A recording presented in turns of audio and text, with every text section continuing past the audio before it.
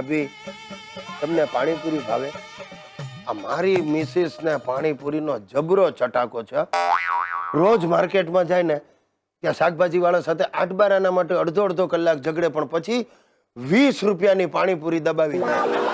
આ પાણીપુરી ખાવાની લાઈમાં એકવાર નવો મોબાઈલ ભૈયાજીના ખુમચા પર ભૂલીને આવી ને મને 8,000ની પાણીપુરી પડી. બોલો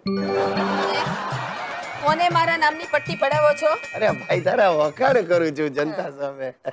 ચાલો ચાલો હવે ઊભા થઈ જાઓ અને જલ્દીથી લેંગો જબ્બો પહેરી લો સફેદ. આપણે સવિતા કાકીના બેસણામાં જવાનું છે. હા હા મને યાદ છે બેસણામાં જવાનું, પણ તું તો આ સેલા પહેરીને ફરે છે હજી. અરે મારો ડ્રેસ ઇસ્ત્રીમાં ગયો છે. આપણે તો હવે ડ્રેસને બદલે સાડી પહેરીને ચાલ. ન ચાલે, આજકાલ બધા બેસણામાં એકદમ ટીપ ટોપ તૈયાર થઈને આવે છે. અલા પણ ત્યાં બેસણું છે ક્યાં? વીડી કોલસાવાળા હોલમાં. વિડી કોલસાવાળા હોલ એ ક્યાં આવ્યો? લે એ નથી ખબર તમને? પેલો ફેમસ પાણીપુરી વાળો છે ને એની પાછળ.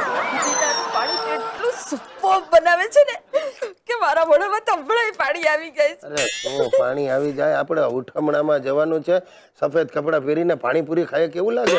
અરે કેવું લાગે છું? અરે એકવાર અમે નરોત્તમ કાકાને બેસણામાં ગયા હતા ને તો બધી બહેનોએ ઊભા રહી અને પેટ ભરીને પાણીપુરી ખાધી. એટલી મજા આવી ગઈ ને. અરે પણ તમે આમ વીટળાઈને પાણીપુરી ખાવ, બહારના ને તો એમ જ થાય કે આ પાણીપુરી વાળાનો કોક સગો ગયો હશે. હા એવું જ થયું તો. એ બિચારો ખૂબ ખોટો પડી ગયો હતો. પણ અમને ખૂબ મજા આવી ગઈ. આ મજા. ચાલો તમે જલ્દીથી તૈયાર થઈ જાઓ. હું થાઉં છું, તું જા. આખી વાતનો નિષ્કર્ષ શું? તમારે બેસણામાં વધારે લોકોને બોલાવવા હોય તો બેસણાની બહાર એક પાણીપુરી વાળાને જરૂર ઊભો રાખો. દર્શક મિત્રો, આ ગુજ્જુભાઈ ગિરીશ કુમાર હવે બહુ થોડા દિવસનો મહેમાન છે. ભૂખે ને તરસે હું ગુજરી જવાનો છું. આ મારી સુસલી આખા ફેમિલીની પાછળ પડી ગઈ છે. સવારે 6 વાગે ઉઠીને 10 કિલોમીટર દોડવાનું, પછી કલાક સુધી યોગાસનો કરવાના, ત્યાર પછી પ્રાણ નીકળી ન જાય ત્યાં સુધી પ્રાણાયામ કરવાનું. આ પતી જાય પછી 1 કપમાં કારેલાનો જ્યુસ પીવડાવે.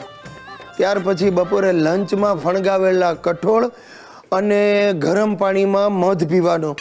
સાંજે નાસ્તામાં ફક્ત કોરા મમરા ને રાત્રે જમવામાં માત્ર ફાડાની ખીચડી. સાહેબ 10 દિવસમાં તો મારા આટા આવી ગયા છે. આ સુશીલા અમારા આખા કુટુંબનો ભોગ લઈને જ જમશે.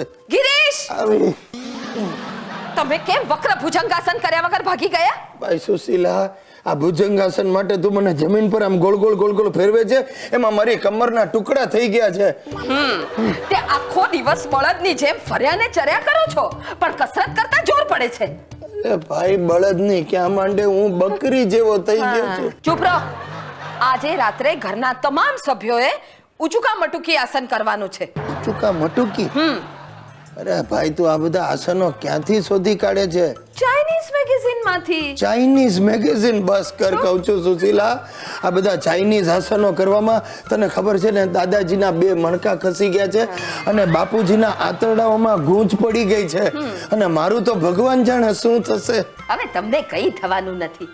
તમે જોજો તો ખરા, તમારું બોડી હું 6 પેક બનાવી દઈશ. અરે સુશીલા, લાંબુ ચાલ્યું તો મને લાગે છે મારા બોડીને 6 પેકિંગમાં બાંધીને ક્યાંક ફેંકી દેવાના દિવસો આવશે. એ ભગવાન, મને આ ભરડામાંથી છૂટવાનો કોઈ રસ્તો બતાવ.